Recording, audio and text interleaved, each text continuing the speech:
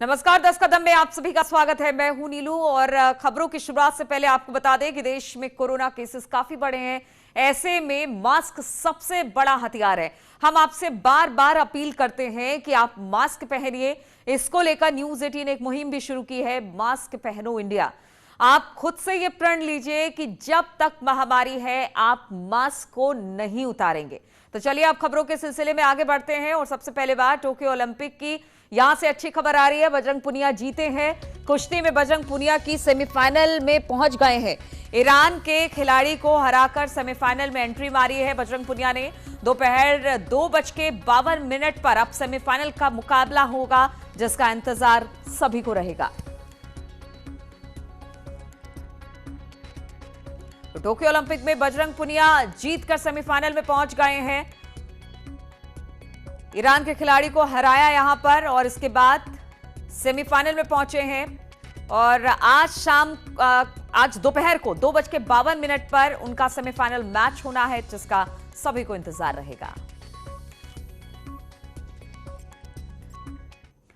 और अब कोरोना की बात करते हैं तो देश में कोरोना के 44,643 नए मामले सामने आए हैं। 41,000 से ज्यादा मरीज रिकवर हुए हैं, लेकिन 24 घंटे में 464 लोगों ने कोरोना से अपनी जान भी गंवाई है। तो देश में 4 लाख से ज्यादा एक्टिव केस हैं। अब तक 49.5 करोड़ लोगों को वैक्सीन लग चुका है।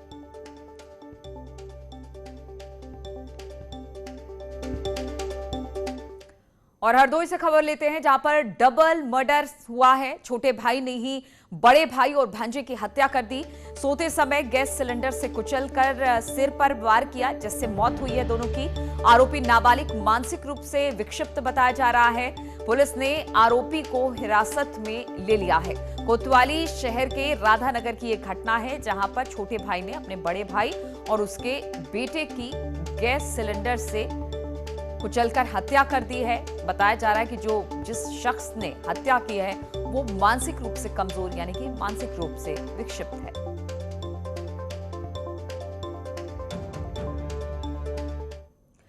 और खबर पिथौरागढ़ से लेते हैं, जहां पर ग्लेशियर में फंसे फूड इंस्पेक्टर को सुरक्षित बाहर निकाल लिया गया है। दरअसल फूड इंस्पेक्टर मोहित विजय कुमार उच्च हिमालय में मौजूद मिलम क्षेत्र में सरकारी राशन की दुकान और गोदामों का निरीक्षण करने गए थे, लेकिन वापसी में वो ग्लेशियर की चपेट में आ गए। फूड इंस्पेक्टर के चिल्लाने पर आईटीबीपी के जवान घटनास्थल पर पहुंचे और कड़ी मशक्कत के बाद मोहित कुमार को वहां से निकाला गया है।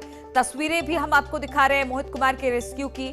मोहित कुमार का एक पैर पूरी तरह से ग्लेशियर में फंस गया था, लेकिन आईटीबीपी के जवानों ने बड़ी मशक्कत के साथ मोहित कुमार को इस ग्लेशियर से बाहर निकालकर उनकी जान बचाई।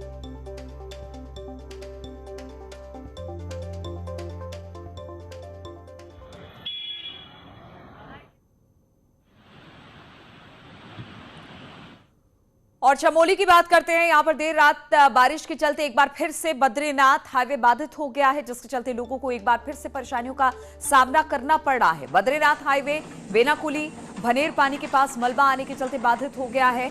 एनएच की टीम द्वारा मलबा हटाने का काम जारी है और जल्द ही मार्ग को खोलने की कोशिश भी की जा रही है। तो तस्वीरें हम आपको दिखा रहे हैं चमोली में, जहां पर देर रात बारिश हो रही थी। इसके बाद हाईवे का एक बड़ा हिस्सा बाधित हो गया है पहाड़ों से मलबा आने की वजह से। और इस वक्त अब मलबा हटाने की कोशिश और सड़क को एक बार सुचारू रूप से फिर से चलाने की कोशिश।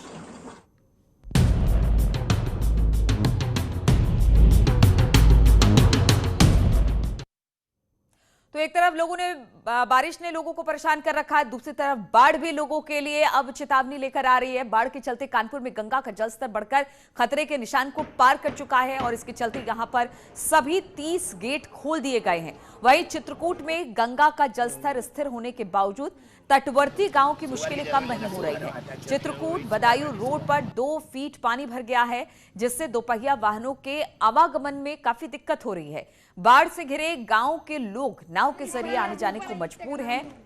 तस्वीरें हम आपको 2 दिखा रहे हैं, किस तरह से गंगा का जलस्तर बढ़ा है कानपुर में और चित्रकूट में। हालांकि पानी तो स्थिर है, लेकिन सड़कों पर भी 2-2 फीट पानी भर चुका है, जिससे लोगों को काफी दिक्कत हो रही है। तो उत्तर प्रदेश के कई हिस्सों में बाढ़ की वजह से लोगों की परेशानी बढ़ गई है। गंगा, यमुना समेत ज्यादातर नदियां इस वक्त उफान पर है, जिससे आम लोगों के साथ साथ प्रशासन की चुनौतियां भी बढ़ गई है। उत्तर प्रदेश के कई जिलों में नदियों का उफान आवाम को परेशान कर रहा है। बाढ़ से जगह जगह हालात खराब हैं। संगम नगरी प्रयागराज में भी गंगा यमुना का जलस्तर लगातार बढ़ रहा है, जिसकी वजह से कई गांव बाढ़ की चपेट में आ गए हैं। संगम नगरी प्रयागराज में नदियों का रौद्र रूप अब देखने को मिल रहा है। धीरे धीरे लगातार यहां पर पानी बढ़ता जा रहा है। आप देख सकते हैं कि ये प्रयागराज के निचला इलाका है, गंगा का तटीय इलाका है, जहां पर अब लोगों के घरों में जो है अब पानी घुसने लगा है। लोग यहां से अब सामान अपना निकाल करके सुरक्षित स्थानों पर जाने की जद्दोजहद में लगे हुए हैं।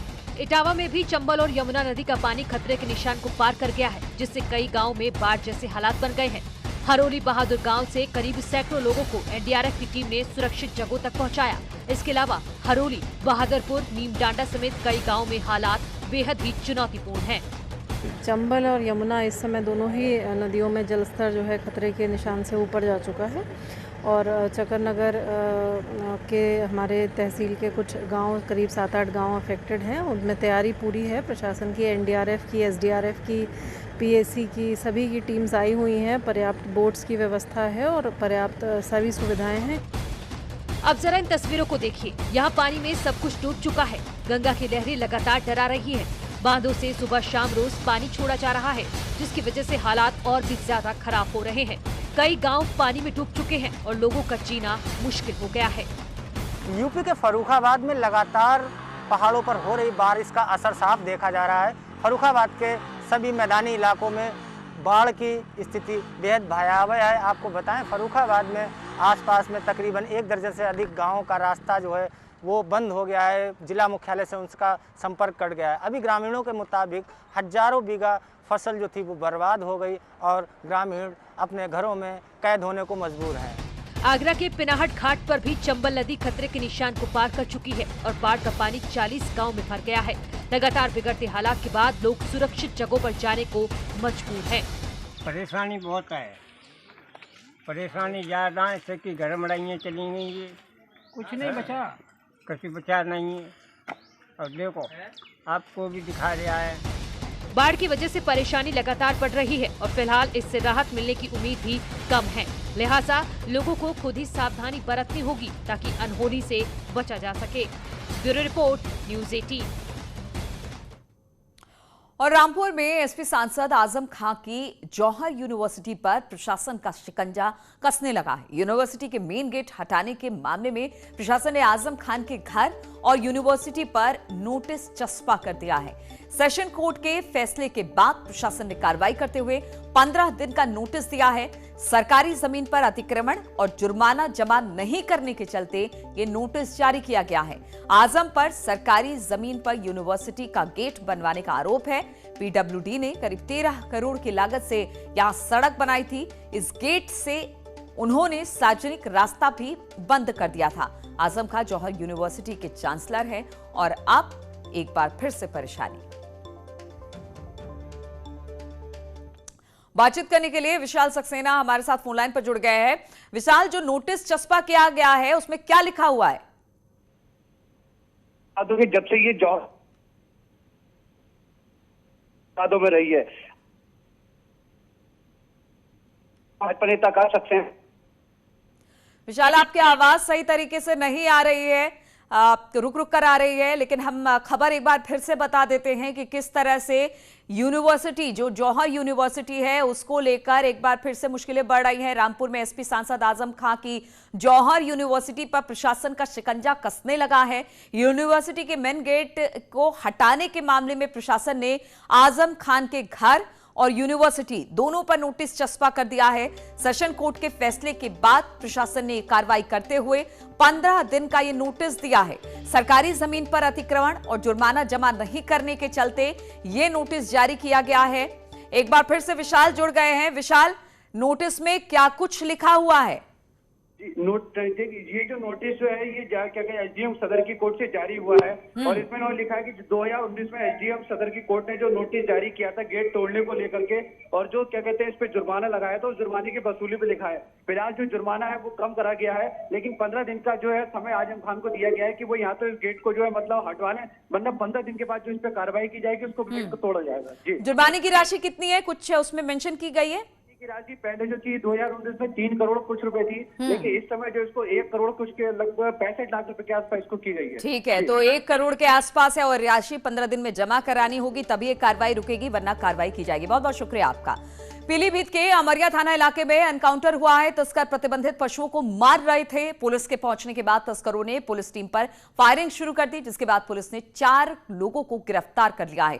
पुलिस ने इनके पास से तमंचे, धारदार हथियार के साथ 40 किलो प्रतिबंधित मांस भी बरामद किया है।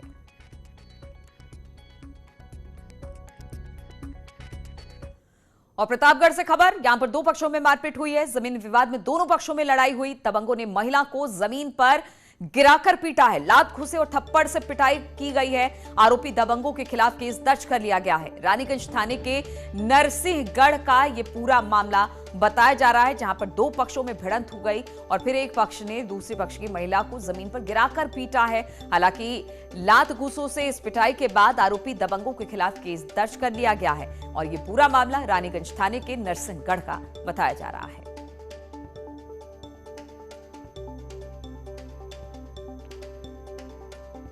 तो तस्वीरें आप देख रहे हैं, प्रतापगढ़ की तस्वीर है, जहां पर 2 पक्ष आपस में भिड़ गए और कहा यह जा रहा है इसमें महिला पुरुष सभी लड़ाई कर रहे थे। एक महिला को जमीन पर गिराकर पीटा गया। हालांकि बाद में जो दबंग थे उनके खिलाफ मुकदमा दर्ज कर लिया है और मामले की तफ्तीश में पुलिस जुट गई है।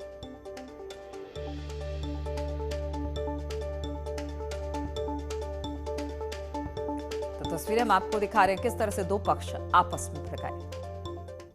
और अलीगढ़ में पंडित दीनदयाल जिला अस्पताल में आरटीपीसीआर जांच के नाम पर घोटाले के आरोप लगे।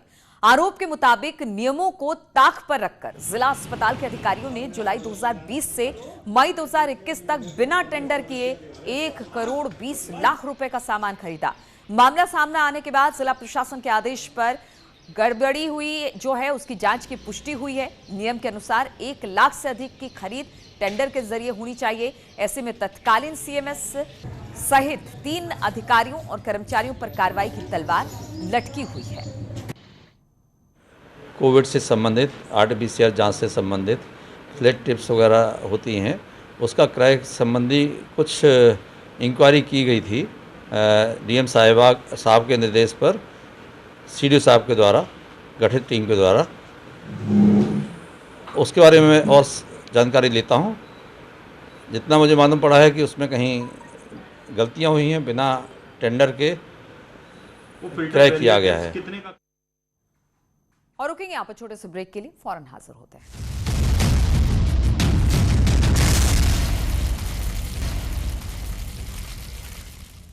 और अब बात हॉकी की, तो टोक्यो ओलंपिक में भारत को निराशा हाथ लगी है। कड़े मुकाबले में भारत की ब्रिटेन से हार हुई है। कांस्य के लिए मुकाबले में हारा भारत। महिला हॉकी मुकाबले में ब्रिटेन से हार का सामना करना पड़ा। ब्रिटेन ने भारत को 4-3 से हराया। टीम इंडिया की रैंकिंग में लेकिन इसके बावजूद सुधार हुआ है। अब तक 9वें पायदान पर टीम इंडिया रही है, लेकिन अब 6ठे नंबर पर भारतीय महिला हॉकी टीम पहुंच गई है। और प्रधानमंत्री मोदी ने हार के बावजूद ट्वीट कर टीम का हौसला बढ़ाया है। उन्होंने लिखा कि हम हॉकी में 1 मेडल जरूर मिस करेंगे, लेकिन इस टीम ने नए भारत की भावना को और मजबूत किया है। हमारी टीम ने हर मोर्चे पर शानदार प्रदर्शन किया। सबसे अहम बात कि हॉकी टीम के प्रदर्शन ने देश की बाकी बेटियों को भी हॉकी स्टिक उठाने के लिए प्रेरित किया है। इस टीम पर गर्व है।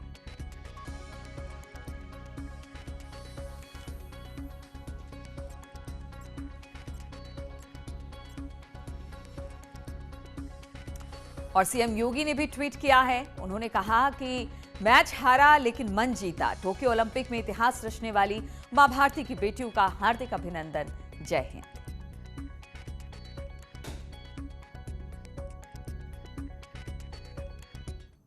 और अब बात सावन की शिवरात्रि की। तो सावन का पावन महीना है, आज महाशिवरात्रि है और ऐसे में सभी शिवालयों में भगवान भोलेनाथ के भक्तों का तांता लगा हुआ है। हालांकि कोरोना के चलते इस बार मंदिरों में थोड़ी कम भीड़ जरूर नजर आई, लेकिन ज्यादातर मंदिरों में कोविड प्रोटोकॉल का सख्ती से पालन किया जा रहा है। हम 3 तस्वीरों के जरिए ये दिखा रहे हैं कि किस तरह से भक्त मंदिर पहुंचे, लेकिन कोरोना प्रोटोकॉल का पालन करते हुए। गाजियाबाद के प्राचीन दुधेश्वरनाथ मंदिर में रात 12 बजे से ही भक्तों का तांता लगना शुरू हो गया था। वहीं वाराणसी के बाबा विश्वनाथ के दरबार में भक्तों का सैलाब उमड़ पड़ा। उधर मेरठ के औघड़नाथ मंदिर में भक्तों की भीड़ देखने को मिली। दुनिया खबरों के साथ इस बुलेटिन में फिलहाल इतना ही। रुकेंगे छोटे से ब्रेक के लिए, लेकिन ब्रेक के बाद भी लगातार खबरों का सिलसिला यहां जारी है। 20 लाख का खरीदा सामान